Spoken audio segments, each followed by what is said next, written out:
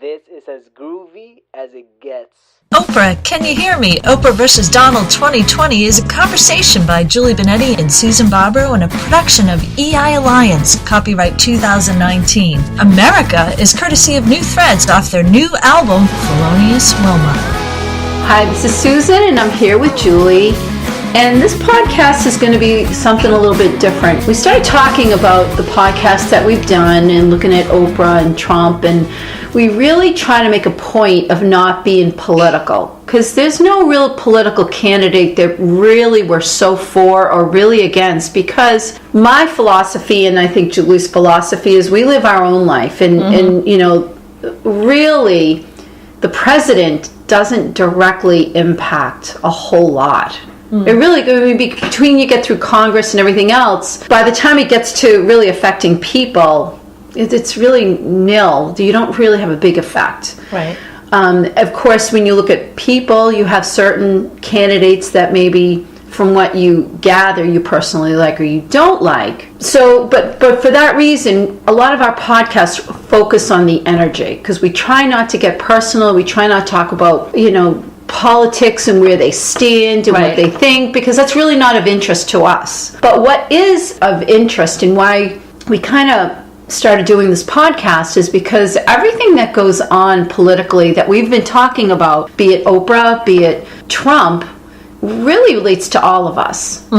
And we started, and I told Julia I would start the podcast because what we were talking about was, you know, your turn. You know, we all grow up learning, you know, you wait your turn and you do the right thing. Yet I think there is something that was amiss in that, because I can't help but we talk about two huge Democratic candidates from the 2016 election, specifically Hillary Clinton and Bernie Sanders. Right. And Bernie, you know, so we talk about Hillary Clinton, and I've said this before in other podcasts. Hillary Clinton, I think, was really brilliant, and I think she was very powerful and strong and had amazing opportunities. Yet when she, you know, when I look at her and then I look at Bill Clinton, I think part of the reason that when I would, this whole thing started with Trump, is people talk about Trump and he's a womanizer and he's all these things, and I'm not saying he's not.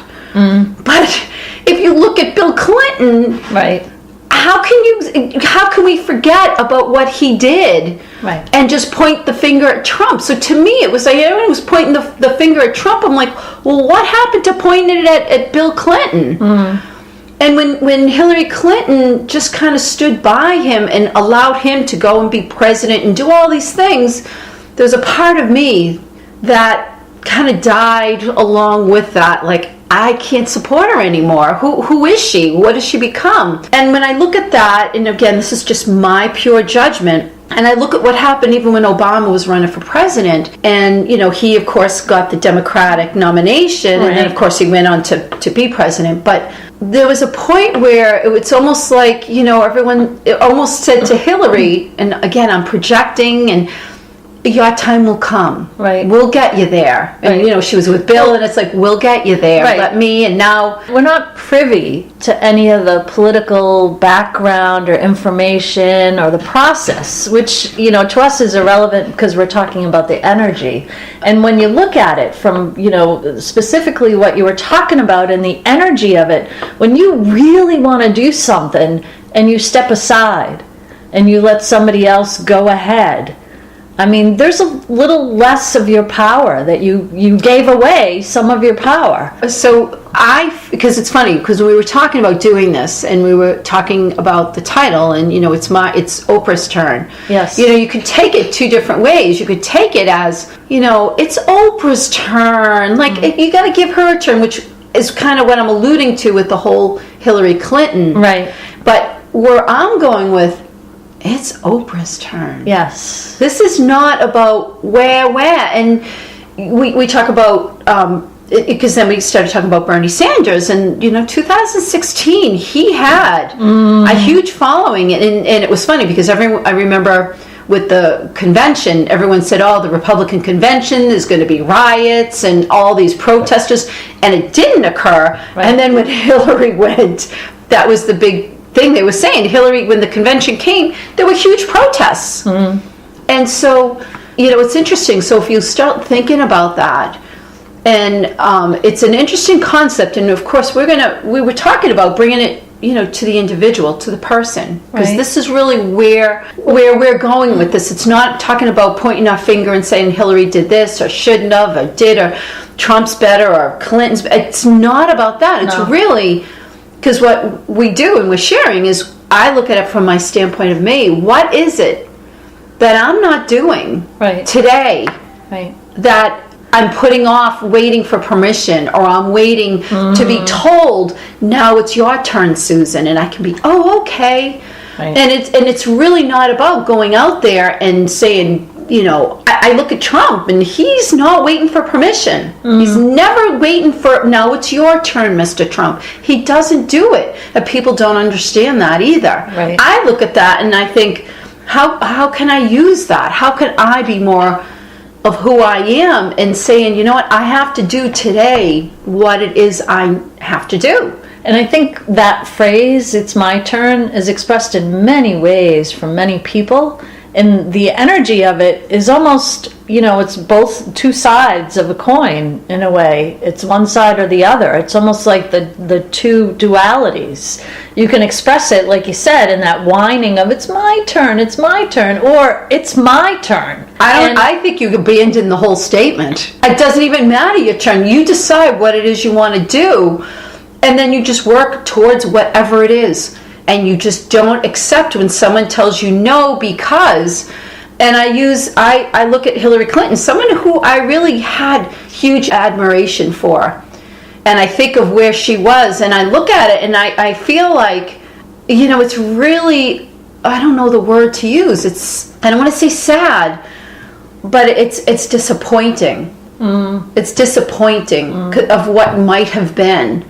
And when I think about Oprah, and it's her life, who am I to tell her what to do? I'm not here to tell her anything, except that I can see what she's been doing. This is energy. I can see where she's been, what she's been doing in the public eye, and I just feel like this is just such a natural progression. And then I do get, and I started off saying that the president doesn't do everything, can't. It doesn't directly affect you, other than what they project for those that they represent.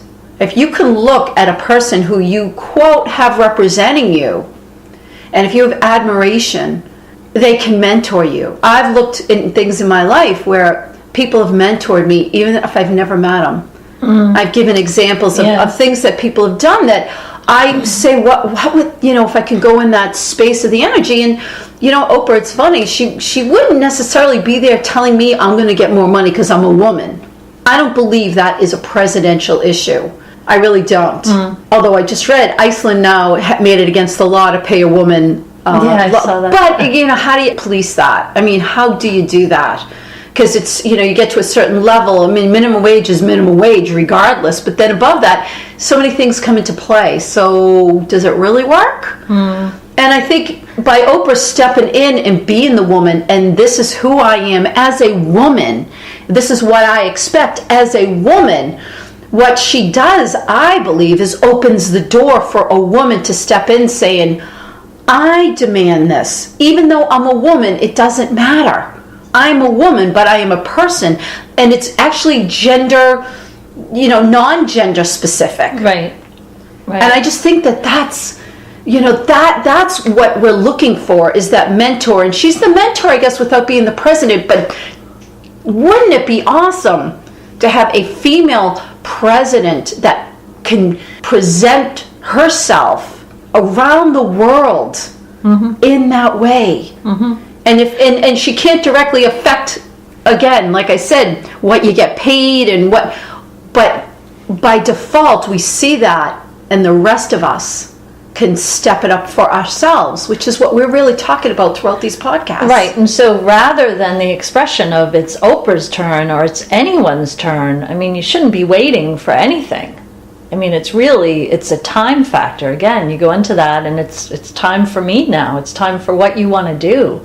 And it's time for her. It's always. time for whatever it is you want to do. And it's always time to move forward somehow, even if you're not sure, as if you're doing what you want to do. And it works, that it will come to you. And that's where we give it a definition of time, is when we physically see it represent, but today is what we work towards it. Right. Yet I think having that declaration to yourself is very powerful. So, we've seen a lot of people step in and saying they're going to be president, they're going to run, and, we've seen a lot of things that the only word I can use is a little disappointing. That they turn away when you'd really love to see somebody say, no, this is what I want, and this is how I'm going to do it, and this is what I'm going for. And to a degree, I think we've seen Trump do that. He's been that model, if I want to use that word, for us. But there's a very selfish, part of him. It's very self-centered. And Oprah has always been the model for everybody. And you would like to see that model move into a grander space and push us to do the same. Yes. Thank you for listening to this production from EI Alliance. Check out our Amazon authors pages for books and podcasts, along with our Donald Trump and Oprah books for this series. Find great music by New Threads on iTunes, Spotify, and on newthreads.us.